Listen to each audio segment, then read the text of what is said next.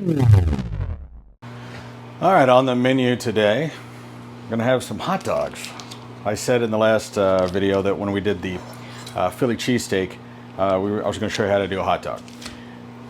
How do you do a hot dog? Okay, well, you know, you can put it in the microwave, you can boil it. If you're a heathen, let me show you how to make a good hot dog. So, the great thing about, you know, planning out your meals, especially when you're working with a griddle, and by the way, you don't have to have an inset griddle like this. You can buy one of the gas ones that goes outside, pretty cheap, a couple $100. And for like, you know, like 50 or $100, you can get one of the electric ones. They also make panels that will fit on your stove and to make a flat griddle. But flat griddling is a lifestyle. And when you go shopping, you'll buy things with the flat griddle in mind. Of course, you know, you always want to have lots of cut veggies, cheeses that melt really well. And the reason I went with this sausage roll artisanal bread, which is just white bread, over a hoagie. A hoagie is a much more chewy, dense, kind of a baguette, you know. But I knew I was going to make a couple of different sandwiches out of the same ingredients. So, you know, when you're using the shaved steak for the Philly, you know, it doesn't have a lot of fat in it. So that's why you really have to pair it with a lot of other flavorful things and season it. Hot dogs usually have a lot of flavor to them. This is an all-beef Hebrew kosher hot dog, and I wanted the big plump ones here. And I got this one for a reason. So it's a little less salty, and they're done a little bit bigger. And you want the biggest one of these you can get, because the trick here is you want to cut this thing not completely in half, but you want to score it down the middle, okay? I'm doing this gently to show you, and you just want to kind of split it, because the whole idea here is you want to split this hot dog. Try not to cut it in half, because that'll mess it up. All right, and what you want to do, put a little oil here just so it doesn't stick, and darn, I don't have my spatula. I'm gonna use this. Whoops, dropped my weenie. Find my spatula.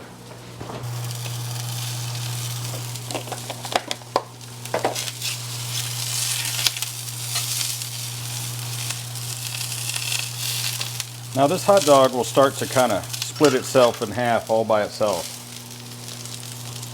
And we're gonna also, I didn't have any good cheddar, so I've just got these little bite-sized cheddar, so I'm gonna get this ready.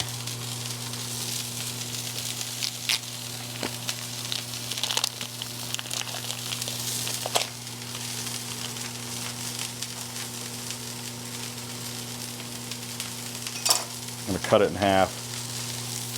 And then this roll, we're going to go ahead, we've already buttered it.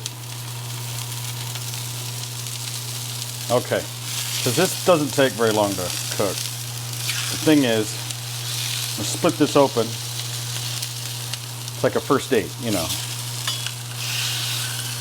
And like the smash burger, you really got to press it down.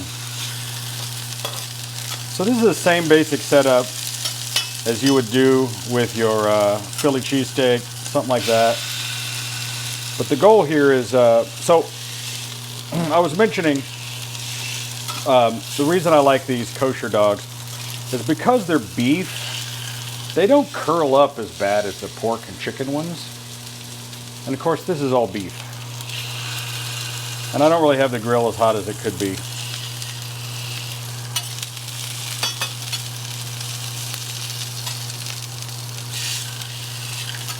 But this is really the secret. You see this, you want to get that caramelization.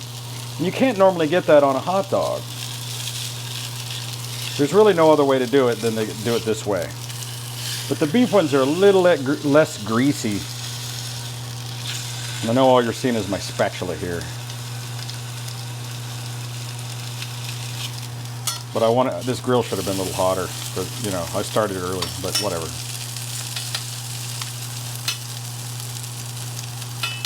I'm going to take this cheddar that I cut, I'm going to let it start melting on these vegetables. Check this buns. Check my buns. Ooh, my buns are beautiful. I'm going to go ahead and get that ready.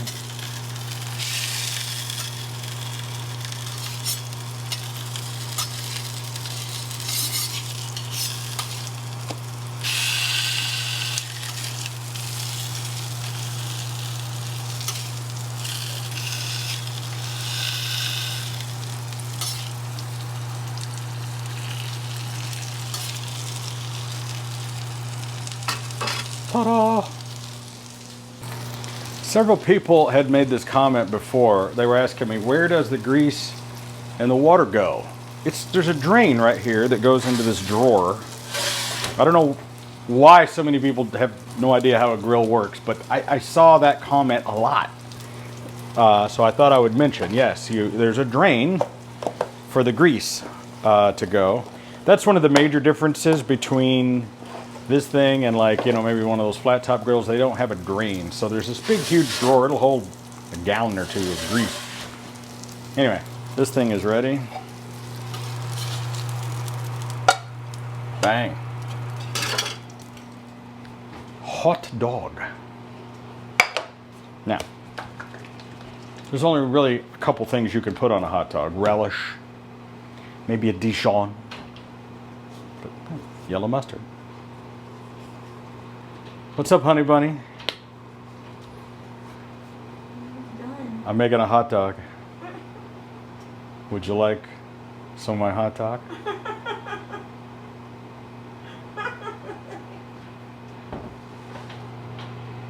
I can cut you off a piece.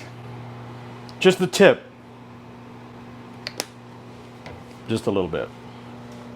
Ooh, this is gonna be good.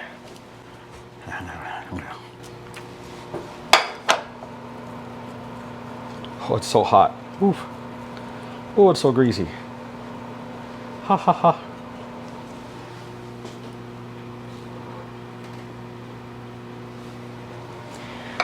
So when you go shopping, when you're going to do your griddling, get a couple of different kind of meats. You know, you can get some gyro, you can get some hot dogs, hamburger, Philly cheesesteak.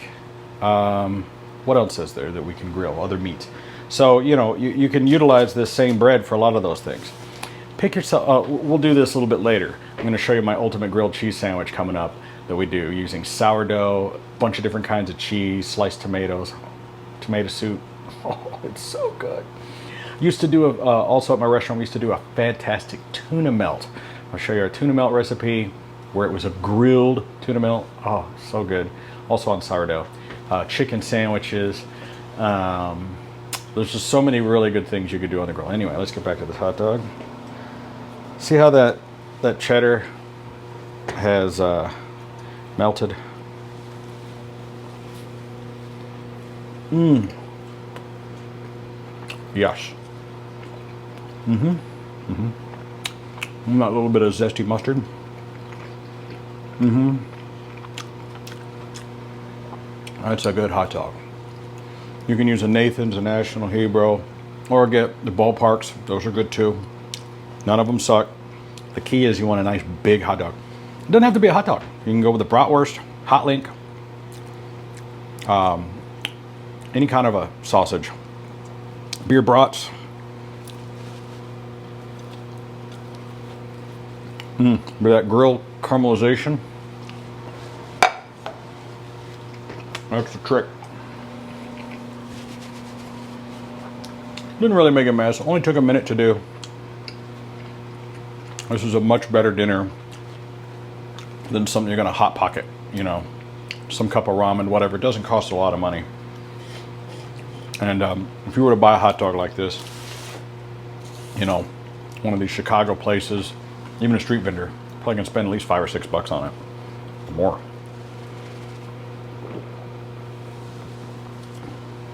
I know they do these, I think Five Guys does them this way, and a couple other places. But quite frankly, if you're buying a hot dog, I mean, if you go to 7-Eleven, you get a roller dog, you get a dirty water dog, that's just necessitative eating, meaning like you work for a living, you just need something in your belly so you don't fall down and die, and you force yourself to eat that crud. This is something that's a treat. And so for the people that, you know, get to have these in Chicago, New York, different street vendors that make this kind of stuff. I know out in LA they make these and they wrap them in bacon. Quite frankly, I don't know if I want to eat off of one of those carts though. So here at the house, I'm controlling. I mean, this is the best kind of hot dog, the best vegetables, bread. I know at least what I'm eating and putting in my face.